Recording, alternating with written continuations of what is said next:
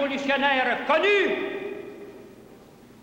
mais aux tentatives de préparer le gouvernement provisoire qui allait présider au transfert du pouvoir constitutionnel au pouvoir révolutionnaire.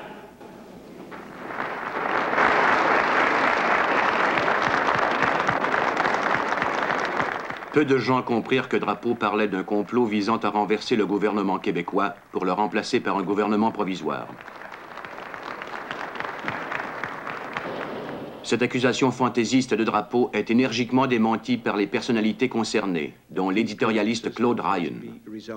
Bourassa va enterrer toute l'affaire. Je vous donne les raisons de mes actes en vue d'éviter les troubles. Et ma décision n'est pas provoquée par une affaire de gouvernement provisoire. J'ai entendu parler d'une telle possibilité, mais je ne l'ai pas prise très au sérieux. Jusqu'à ce jour, les nombreuses forces de police avaient pu découvrir les noms de la plupart des ravisseurs, dont les descriptions et photos furent distribuées dans tout le Québec. Bernard Lortie fut le premier suspect capturé en rapport avec l'affaire Laporte. Lortie fut trouvé ici, chemin de la Reine-Marie. Mais Paul et Jacques Rose, ainsi que Francis Simard, purent s'échapper grâce à une cachette ménagée derrière le faux mur d'un placard où ils étaient dissimulés pendant la fouille des policiers. Au cours des semaines, quelques Canadiens anglais se mirent finalement à contester la perte des libertés civiles et à douter de la nécessité de la loi des mesures de guerre. C'est une attaque directe envers nos droits et notre liberté. Mais la grande majorité des gens continuent d'appuyer le geste du Premier ministre et de son gouvernement. Les rares personnes qui s'opposent à la loi des mesures de guerre sont très impopulaires.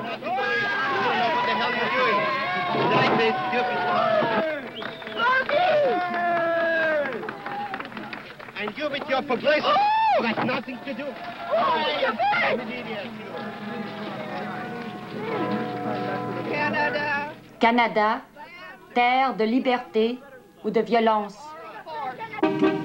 Pour les centaines de prisonniers de la rue Parthenay à Montréal, le Canada est vraiment un pays de violence. La demande faite par Montréal le jeudi 15 octobre est défendue par Drapeau.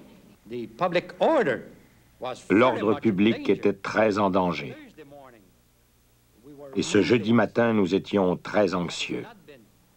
Et sans l'arrivée de l'armée canadienne pour rassurer la population, car nous savons combien la population est unanimement d'accord sur la présence de l'armée canadienne ici,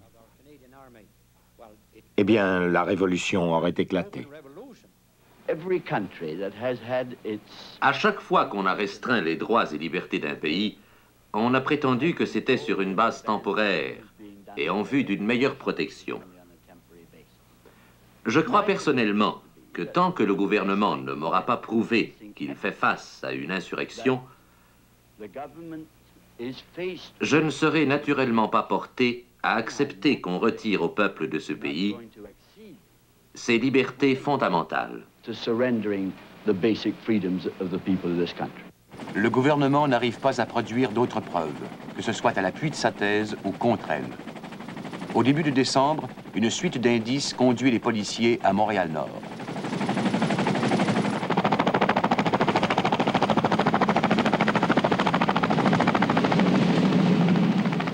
Les soldats déploient un cordon serré autour de l'endroit suspect et le monde apprend qu'enfin Cross a été repéré.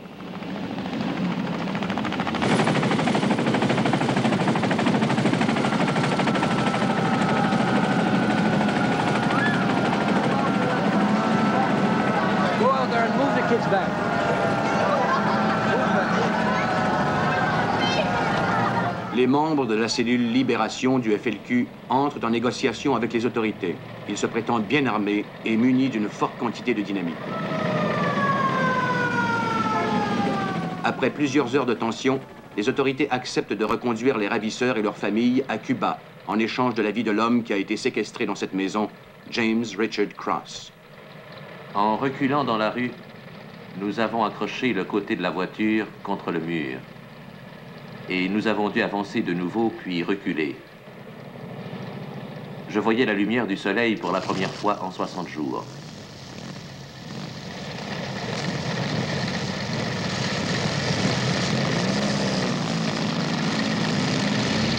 Nous avons fait un trajet affolant dans les rues de Montréal, escortés de la police, et j'avais très peur que nous ayons un accident. Une des portières ne fermait pas très bien et Lanctot s'y agrippait, et j'étais accroché à lui.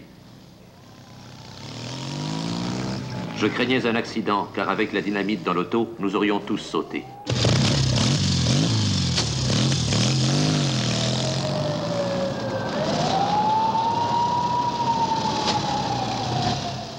Derrière les feuilles de journaux se cache, avec Cross, l'avocat négociateur Mergler, ainsi que Lanctot, Carbonneau et Langlois du FLQ. Au pavillon canadien, Cross, exténué mais heureux, discute avec des hommes politiques soulagés.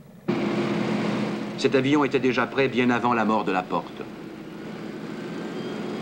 Les ravisseurs de Cross et quelques membres de leur famille sont emmenés à Cuba, après quoi Cross est libéré. Il semble que Marc Carbonneau, Yves Langlois, Jacques Cossette-Trudel et Jacques Lanctot vivent tous actuellement à Cuba. James Richard Cross, lui, retrouva sa famille en Angleterre. Au dernier jour de l'année 1970, cette maison, située près de Saint-Luc, à 20 milles de Montréal, fut la scène d'un dernier épisode de ce drame. À l'extrémité d'un tunnel, dans la cave, se terraient Paul et Jacques Rose et Francis Simard. Assiégés par la police, ils se rendirent rapidement, ne demandant que la libération sous caution des gens encore détenus sous la loi des mesures de guerre. Bernard Lortie, Francis Simard, Jacques Rose et Paul Rose combattront un système judiciaire qui, prétendent-ils, est imposé, étranger et n'a pas juridiction dans leur pays, le Québec. Pour le Canada, ces arrestations, enlèvements, assassinats et retrait des libertés civiles représentent une triste et lourde atteinte à son innocence.